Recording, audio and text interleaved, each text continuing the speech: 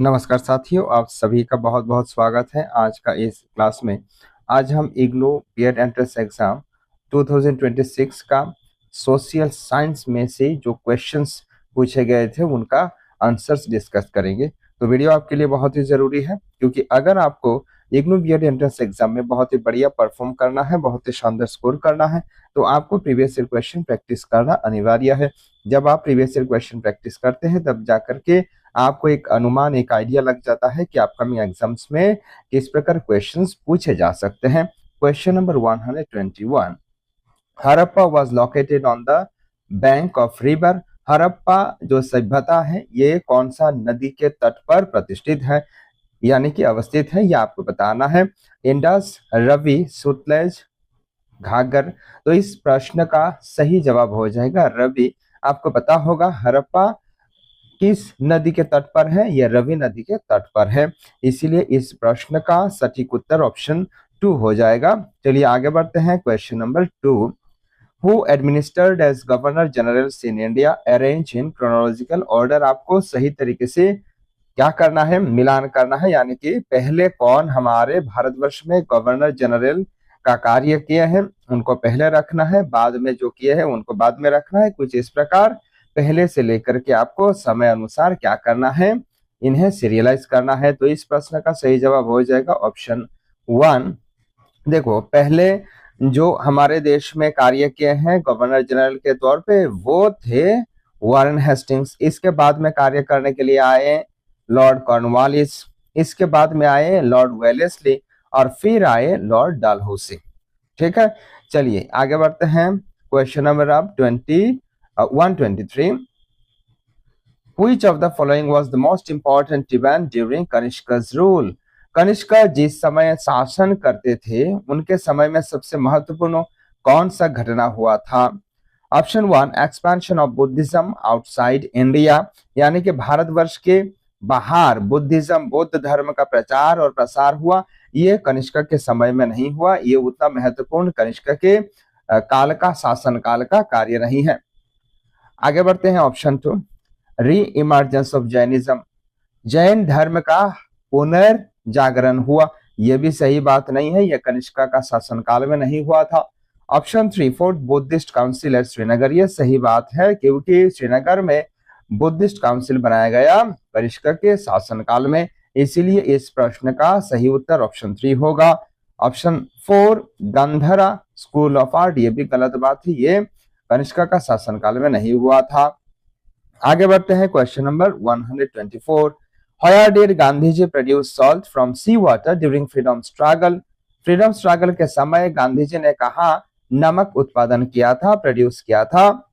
इस प्रश्न का सही जवाब हो जाएगा ऑप्शन 3, दांडी। आप सभी को पता होगा महात्मा गांधी ने दांडी मार्च किया था और उसी मार्च के दौरान, उसी पद यात्रा के दौरान उन्होंने सागर का पानी से नमक बनाने का कार्य किया था, इसीलिए इस प्रश्न का सही जवाब ऑप्शन 3 हो जाएगा। चलिए आगे बढ़ते हैं। Question number 125, Who of the following freedom fighters did not participate in the first war of independence in 1857? यानी कि 1857 का जो सिपाही विद्रोह था, इसे क्या कहा जाता है? हमारे भारतवर्ष का पहला स्वतंत्रता संग्राम कहा जाता है। और इसमें निम्न में से कौन सा व्यक्ति शामिल नहीं हुए थे, पार्टिसिपेट नहीं किए थे, यह आपको बताना है। ऑप्शन 1, तात्या तोपे, ये शामिल हुए थे सिपाही विद्रोह में। इसके बाद ऑप्शन 2, रानी लक्ष्मीबाई, ये भी बहुत ही प्रमुख रूप से सेपोई म्यूटिनी में, सिपाही विद्रोह में शामिल हुए थे। बहादुर शाह जफरी, ये भी शामिल थे इस विद्रोह में। ये स्पेशली सोल्जर्स के बीच में होने वाला सबसे पहला संग्राम था हमारे भारतवर्ष का स्वतंत्रता अगर संग्राम की बात की जाए तो। भगत सिंह इस प्रश्न का सही उत्तर हो जाएगा, क्योंकि भगत सिंह इस सेपोई म्यूटिनी जो कि 1857 में हुआ था इसमें शामिल नहीं हुए थे, इसीलिए इस प्रश्न का सटीक उत्तर ऑप्शन 4 होगा। आगे बढ़ते हैं। वीडियो यदि अच्छा लगता है तो वीडियो को लाइक जरूर कीजिएगा। कोई क्वेश्चन को लेकर के क्वेरीज है, दुविधा है तो आप हमें कमेंट में जरूर बता सकते हैं। इसके साथ साथ अगर आपको कोई सुझाव देना है, सजेशन देना है तो आप वो भी कमेंट सेक्शन में बेझिझक आप हमें दे सकते हैं। Question number 126, the world is divided into, पूरी विश्व को, दुनिया को कितने टाइम जोन में बांटा गया है? तो इस प्रश्न का सही उत्तर है ऑप्शन 3 यानी कि 24 टाइम जोन्स। पूरी दुनिया को 24 टाइम जोन्स में बांटा गया है, याद रखिएगा। आगे बढ़ते हैं question number 127, in which delta area of India cultivation of jute is maximum. पाट इसे कहा जाता है, यानी कि जूट का जो कल्टीवेशन है, उत्पादन है, ये हमारे डेल्टा का, हमारे जो तटवर्ती इलाका है, खास करके जो रिवर डेल्टा एरिया होती है, जैसे कि रिवर बेसिन इलाके, इन्हें डेल्टा कहा जाता है। गंगा ब्रह्मपुत्र प्रमुख जो नदियां हैं, इनका जो तटवर्ती इलाके हैं, इन्हें कहा जाता है। तो याद रखिएगा, जूट का जो कल्टीवेशन है, ये गंगा तटवर्ती इलाकों में, गंगा डेल्टा एरिया में सबसे ज्यादा होती है, इसीलिए इस प्रश्न का सही उत्तर हो जाएगा ऑप्शन 1। चलिए आगे बढ़ते हैं क्वेश्चन नंबर 128। यहां देखिए, laterite soil is developed as a result of, आपको बताना है ये जो लाल रंग का मिट्टी जो खास करके पहाड़ों में पाई जाती है, इसे लेटराइट मिट्टी कहा जाता है। तो ये जो लेटराइट सॉइल है, लाल मिट्टी है, खास करके इसे पका भी जा सकता है, ऐसा मिट्टी है। ये लीचिंग के वजह से होता है, इसीलिए इस प्रश्न का सही जवाब ऑप्शन 3 हो जाएगा। डिपोजिट्स ऑफ एलुवियल भी नहीं होगा, इसके साथ साथ डिपोजिट्स ऑफ लॉस भी नहीं होगा, और कंटिन्यू वेजिटेशन कोबार भी नहीं होगा।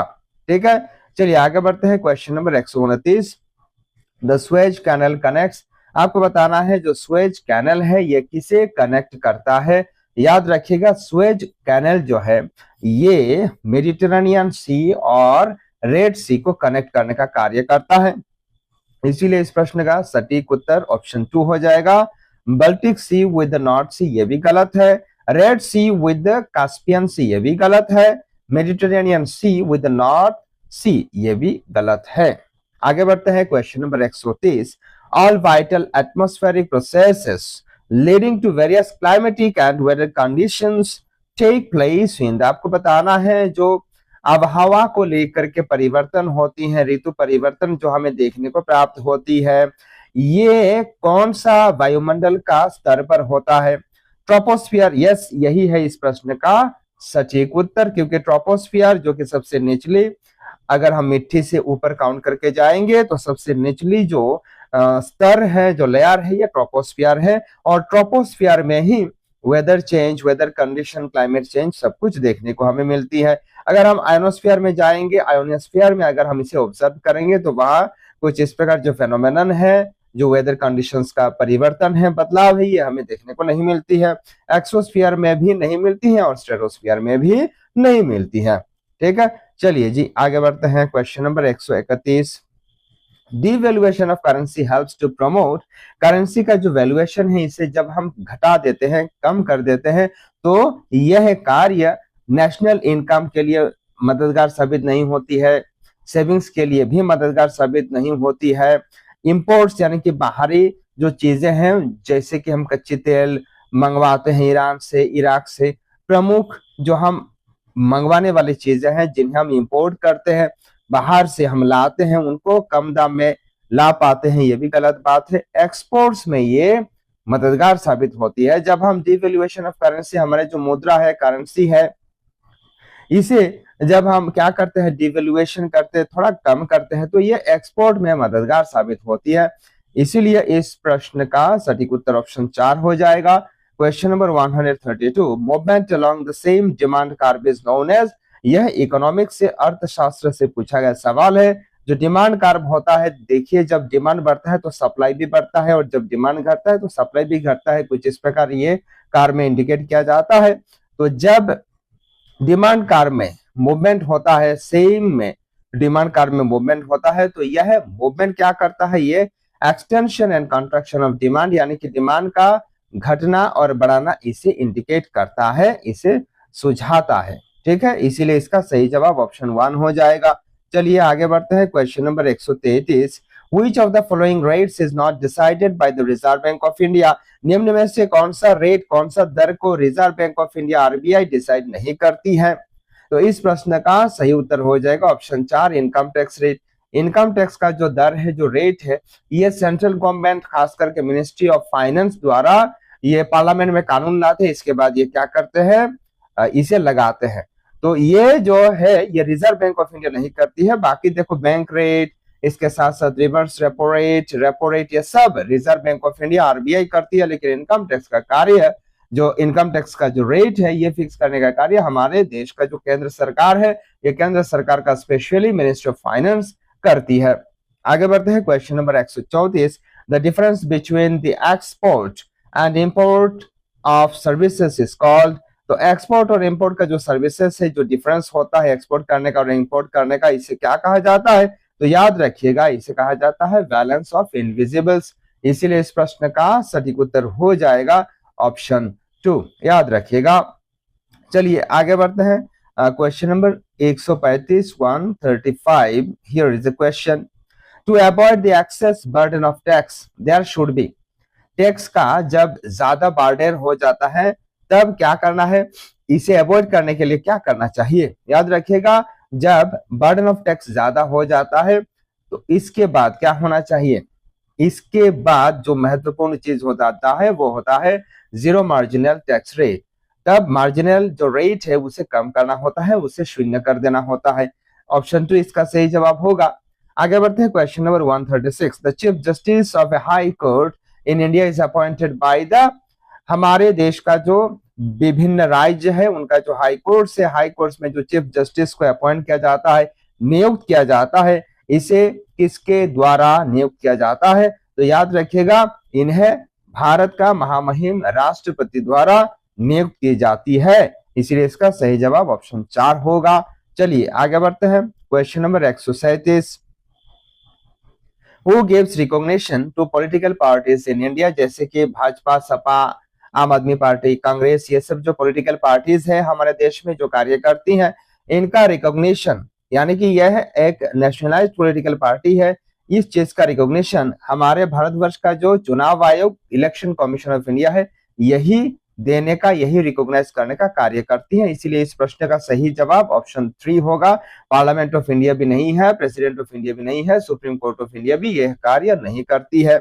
आगे बढ़ते हैं question number 138, the recommendations of the finance commission are. Finance commission जिन्हें रिकमेंड करती है, ये ऐसा करना चाहिए, वैसा करना चाहिए, ये किस पर आधारित होता है। Option 1 binding on the president, ये प्रेसिडेंट को बाइंड नहीं कर सकता, यानी कि इन्हें जो फाइनेंस कमीशन ने रिकमेंड किया है वही प्रेसिडेंट को मानना होगा, राष्ट्रपति को करना होगा, ये अनिवार्य नहीं है। Option 2 binding on the prime minister, ये प्राइम मिनिस्टर को भी बाइंड करके नहीं रखती है, यानी कि इन्हें करना ही होगा, अनुपालन इनका होगा ही होगा, ये बात तय नहीं होता है।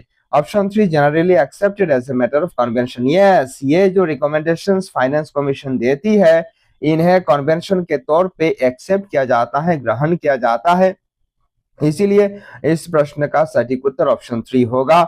चलिए आगे बढ़ते हैं क्वेश्चन नंबर अब 139, the guardian of the constitution of India is the. हमारे भारतवर्ष का जो संविधान है इसका गार्डियन के तौर पे किसे माना जाता है, तो इस प्रश्न का सही उत्तर हो जाएगा हमारे देश का जो महामहिम, यानी कि महामहिम जो सुप्रीम कोर्ट है, सुप्रीम कोर्ट ऑफ इंडिया, इन्हें कॉन्स्टिट्यूशन ऑफ इंडिया का, भारतीय संविधान का गार्जियन के रूप में माना जाता है।